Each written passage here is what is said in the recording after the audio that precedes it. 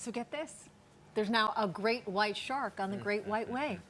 The shark is broken, is now taking a bite out of Broadway. Take a look. Who gets top billing? Your name is higher and it's in the middle. But I am lower down and on the left. My agent has screwed me again.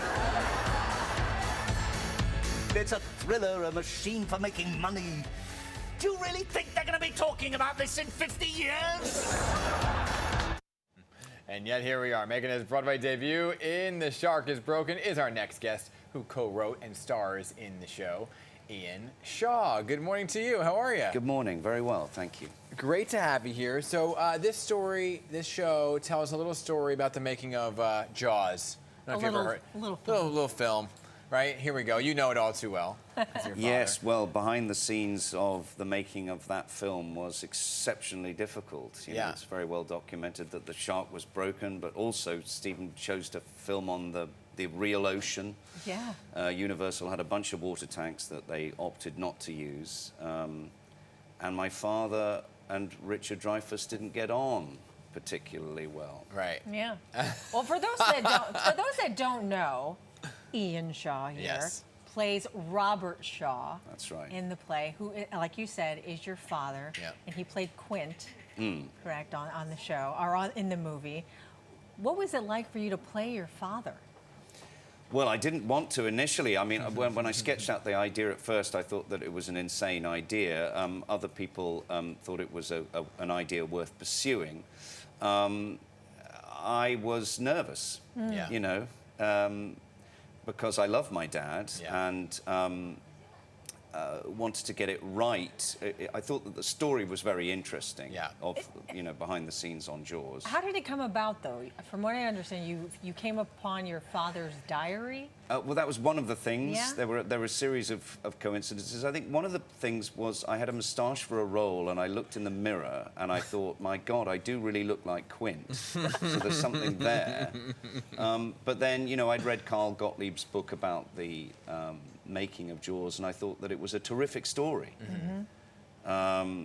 So I wondered whether it was possible and was pushed into doing it, and I'm very grateful that I was. Did you have the vision that you knew you wanted it to be on Broadway when you were writing the show? No idea, had no idea. So you were just writing this to put out in the ether and put it out there and hope somebody would pick it up, you just didn't know where? Yeah, I mean, we started at the Edinburgh Festival, so, you know, and it was very popular there. But to answer your question, playing my father, it is weird. Yeah. I've got used to it. It feels very emotional. I don't really have to work too hard to feel connected to it, like you do with some roles. Right. It feels very emotional at times. Well, there's an emotional scene in the play where your father talks about his relationship with his dad. Yes. How was that for you to talk about that? That's obviously a very deep connection with your dad, and to talk about your dad talking about his dad. Right. I don't know how to describe it. It feels very spiritual. It feels very unique. You know, obviously I lost my dad when I was quite young, and he lost his father when he was quite young. So, yeah, there's something very interesting going on, and I'm not quite sure I can put my finger on it. When you listening to you guys talk about the show, because Hazel saw it, I'm seeing it in a couple of weeks. It sounds like there's some really poignant moments, but the clip we showed was a bit of a comedy. Yeah. So talk about the emotions that you want people to walk away with. Well, it's mostly a comedy, I think, but we do hope to go a little deeper under the surface as well. But yes, Joseph Nixon and I conceived it primarily as a comedy. What's I want to know the drama here between your father and Richard Dreyfuss. What was the drama? Well, they were very different personalities at very different stages of their career.